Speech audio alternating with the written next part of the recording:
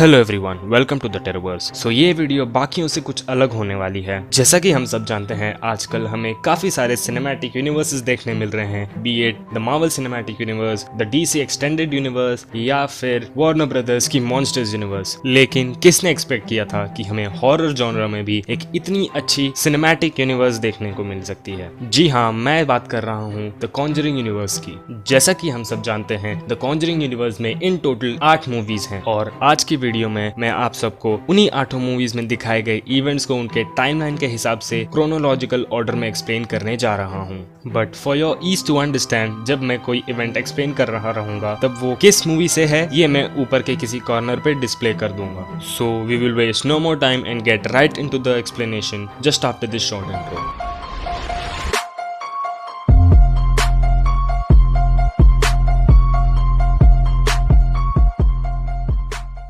So the conjuring universe की शुरुआत timeline के अकॉर्डिंग होती है द नन मूवी में। So in Romania Saint Carta का एक सेटन वर्शिपिंग ड्यूक एक कैसल में कुछ रिचुअल्स परफॉर्म करता है, जिसके कारण एक gateway to the underworld open होता है। वो नियरली सक्सीड कर चुका होता है, लेकिन कैथोलिक चर्च के लोग टाइम पे पहुंच जाते हैं और उस गेटवे को ब्लड ऑफ क्राइस्ट के मदद से सील कर देते हैं। उसके बाद वो लोग उस कैसल को एक एबी में ट्रांसफॉर्म कर देते हैं, जहां नन्स के प्रेयर ही उस डीमन को हमारे दुनिया में आने से रोक सकते हैं। And the demons name was वैलक, जो हमें आगे चलकर जरूर दिखने वाला है। आगे बढ़ते हुए 17th सेंचुरी में, टू बी प्रिसाइज 1673 में, मेक्सिको में एक औरत अपने पति को उस पर चीट करते हुए पाती है और गुस्से में अपने दोनों बेटों को पानी में डुबाकर मार देती है ताकि वो अपने पति से बदला ले सके। लेकिन उसके ग्रीफ में वो अपनी भी जान ले लेती है। उसके बाद गॉड्स उसे रिफ्यूज कर देते हैं और कहते हैं वो उसे तब तक एक्सेप्ट नहीं करेंगे जब तक वो अर्थ पर घूमकर अपने दोनों बच्चों को रिप्लेस करने के लिए 2 सिबलिंग बच्चे ढूंढ कर नहीं लाती। उसके उस ग्रीफ और आंसुओं के कारण उसका नाम पड़ता है La Llorona, which translates into the weeping woman. La Llorona के 190 साल बाद 1863 में एक वेज जिसका नाम होता है बत्शीबा अपने बेबी को डेविल के लिए सैक्रिफाइस कर देती है और खुद अपने आप को फांसी लगाकर सुसाइड कर लेती है। लेकिन मरने से पहले वो अपने जमीन को कर्स कर देती है, जिसके कारण जो भी वहां रहने आता वो शरापित हो जाता। इसके बाद 1940s में वर्ल्ड वॉर 2 के दौरान एलाइड फोर्सेस उस एबी पर बॉम्ब्स गिरा देते हैं, जिसके कारण वो गेटवे टू हेल फिर खुल जाता है और अगले दशक तक एबी की नन्स वैलक की विक्टिम्स बन जाती हैं, जो खुद एक नन का रूप ले लेती है। फिर 1946 में कैलिफोर्निया का एक डॉल मेकर जिसका नाम होता है सैम मुलिन्स, उसकी बीवी एस्थर और उनकी एक छोटी बेटी एनाबेल, जो एक दिन जब उसके डैड गाड़ी की टायर फिक्स कर रहे होते हैं, एक दूसरी चलती गाड़ी से टकराकर मर जाती है। इस बात के दुख के चलते एनाबेल के पेरेंट्स अपनी बेटी को वापस पाने के लिए प्रेयर्स करने लगते हैं, लेकिन गॉड की जगह उनकी प्रेयर्स एक डीमन सुन लेता है और वो मुलिन्स को ट्रिक करके अपनी स्पिरिट एक डॉल में ट्रांसफर करवा देता है। फिर जब मुलिन्स को ये पता चलता है कि उन्होंने एनाबेल की जगह उस डॉल में एक डीमन को एंट्री दे दी है, वो कुछ प्रीस्ट्स को बुलवाकर उस डॉल को एक क्लोजेट में सील करवा देते हैं। यहाँ 1952 में जब सेंट कार्टा में एक लास्ट नन बची होती है जिसका नाम होता है सिस्टर विक्टोरिया, जिनकी सोल लेने के बाद वैलक फ्री हो जाती, इस बात को जानते हुए वो अपनी जान ले लेती हैं ताकि वैलक आजाद ना हो पाए। कुछ दिनों बाद उनकी बॉडी एक डिलीवरी गाय को मिलती है जिसका नाम होता है फ्रेंची। इस हादसे को देखकर वेटिकन सिटी से फादर बर्क को इसकी इन्वेस्टिगेशन के लिए भेजा जाता है, who brought along sister Irene with him, जो एक नन होती हैं जिन्होंने अपनी वाव्स अब तक नहीं ली होती हैं। ये दोनों फ्रेंची के साथ मिलकर पता लगा लेते हैं कि सेंट कार्टा में हो क्या रहा है। फिर काफी मशक्कत और वैलक से काफी बार मात खाने के बाद उन्हें फाइनली क्राइस्ट का ब्लड वाला वायल मिलता है, जिसकी मदद से वो वैलक को हरा देते हैं। लेकिन वैलक ने इंश्योरेंस के तौर पर फ्रेंची, जिसका नाम एक्चुअल में मरीस होता है, उसे काइंड ऑफ पोजेस कर लिया होता है, which will get to know about later.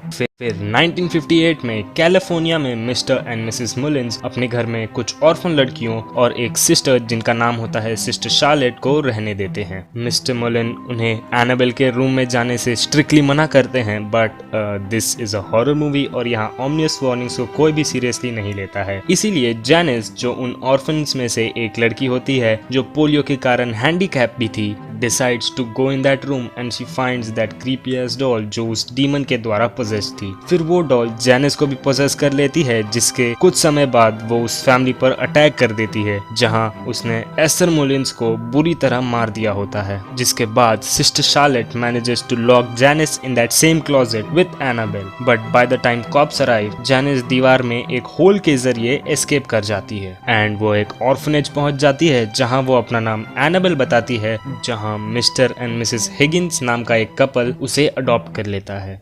फिर हमें पता चलता है कि 1970 में जैनिस एक कल्ट ज्वाइन कर लेती है और उनकी मदद से वो मिस्टर एंड मिसेस हिगिंस को मार देती है and when cops arrive Janice suicide कर लेती है और उसके अंदर का डीमन फिर उस डॉल में चला जाता है। जिसके बाद वो एनाबेल डॉल जॉन और मिया फॉर्म नामक एक कपल के हाथ लगती है। कुछ सुपरनैचुरल एक्टिविटीज के बाद मिया उस डॉल के बारे में जान लेती है कि इट वांट्स हर सोल। फिर काफी संघर्ष के बाद मिया की एक फ्रेंड इवलिन मिया और उसके बच्चे को बचाने के लिए अपनी सोल सैक्रिफाइस कर देती है और उस डॉल को लेकर खिड़की से छलांग लगा देती है। जिसके बाद एनाबेल और वो डीमन गायब से हो जाते हैं। उसी सेम समय के दौरान एड वॉरेन एक डिमोनोलॉजिस्ट और उनकी बीवी लॉरेन वॉरेन एक साइकिक मीडियम एक एक्सोर्सिज्म को असिस्ट कर रहे होते हैं और वो एक्सोर्सिज्म और किसी की नहीं मरीज यानी हमारे फ्रेंची की ही होती है। एक्सोर्सिज्म के दौरान वैलेक जिसने फ्रेंची को पोजेस किया होता है लॉरेन को एड की डेथ का एक विजन दिखाती है, जिसके कारण लॉरेन हॉरिफाई होकर अपने आप को 8 दिन तक एक कमरे में बंद कर लेती है। फिर 1971 में एनाबेल एक डेबी नामक लड़की को मिलती है एंड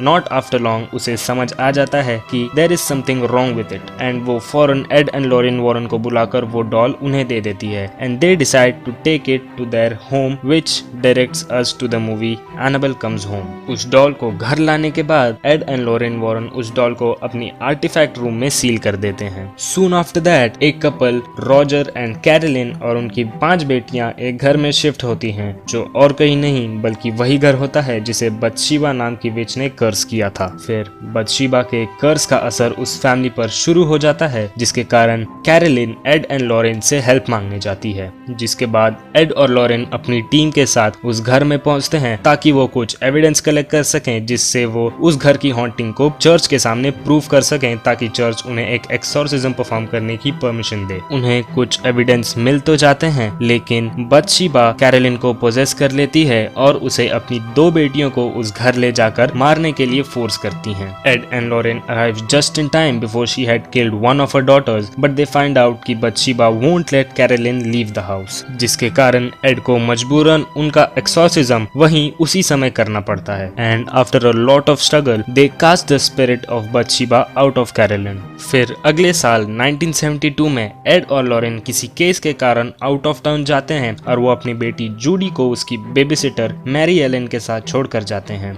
जहां हमें पता चलता है कि Judy also possesses psychic abilities just like her mom. अगले ही दिन मैरी की एक फ्रेंड जिसका नाम डेनियला होता है उनके घर आ जाती है और उनके उस आर्टिफैक्ट रूम में घुस जाती है। वो अपने पिता से कांटेक्ट करना चाहती थी जो एक कार एक्सीडेंट में मारे गए थे, but the catch is that Daniela was the one driving the car. इस कारण उसके अंदर एक गिल्ट था which she wanted to talk to her father about, लेकिन उसे उसके पिता नहीं बल्कि एनाबेल की तरफ से रिस्पॉन्स आता है, जिसके बाद शी अनलॉक्स द कैबिनेट जिसमें एनाबेल डॉल रखी थी। After that shit goes down real quick and Annabelle के अंदर का डीमन बाकी आर्टिफैक्ट्स के अंदर के स्पिरिट्स को मैनिपुलेट करने लगता है and it creates a havoc. The only way to end this was to seal the Annabelle doll back to its cabinet and काफी मशक्कत और तकलीफों के बाद Mary Ellen, Daniela and Judy तीनों ये मैनेज कर लेते हैं और उस डॉल को उसके कैबिनेट में फिर लॉक कर देते हैं।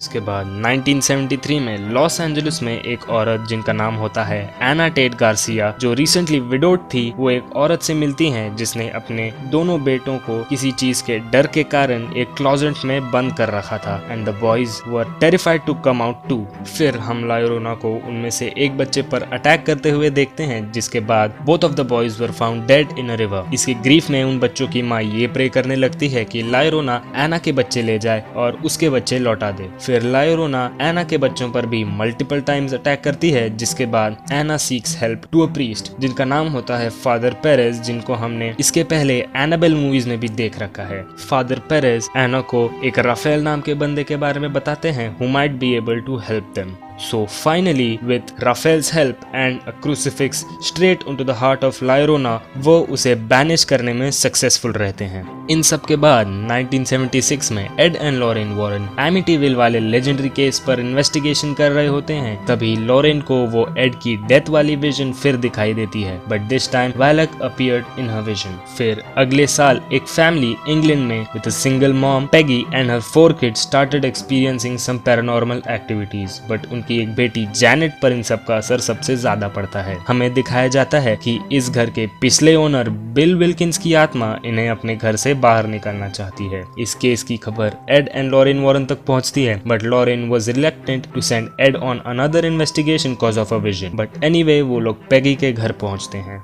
वहां पहुंचकर उन्हें कुछ एविडेंसेस भी मिलते हैं, लेकिन दे फाइंड कि जैनेट उनमें से एक एविडेंस को फेक कर रही थी। But later Lorraine finds out that Valak is the one actually haunting the family and Bill Wilkins की spirit was just another pawn. वो लोग फौरन पेगी के यहाँ वापस पहुंचते हैं, जहां Valak was about to take Janet's life and Ed breaks into the house to save her. यहाँ लॉरेन ये देखती हैं कि उनकी एड की डेथ वाली विजन वो स्लोली कमिंग टुगेदर और वो भी एड के पीछे भागती हैं। And as we learned in the first Conjuring film that demons को उनका नाम लेके बैनिश किया जा सकता है, लॉरेन रिमेम्बर्स कि उन्होंने उस डीमन का नाम अपने बाइबल में स्टैब करके लिख लिया था। Then she rushes into the house with the Bible and वो वहाँ अहम मौके पर पहुंच के वैलक का नाम लेके उसे वापस हेल में कास्ट कर देती हैं and saves both the lives of Janet as well as Ed. और ये हमें लाता है 1981 में, जहां वॉरेन्स आर्नी शेन जॉनसन के मर्डर ट्रायल के सराउंडिंग सर्कमस्टेंसेस को इन्वेस्टिगेट करने पहुंचते हैं, because Arne claim that he was possessed by a demon, जिसके चलते उसने उस आदमी का मर्डर किया है। सो अगर आपको कॉन्जरिंग 3 की आगे की स्टोरी जाननी है तो you guys can click on the info card up there and watch my fully dedicated video on The Conjuring 3 The Devil Made Me Do It. So I hope अब आप सबको Conjuring Universe की timeline अच्छे से समझ आ गई हो। If yes, then make sure you subscribe and leave a like on this video and share this video around with your friends and family. I'll see you guys in the next one. Till then, please remember, fear is inevitable. Peace out.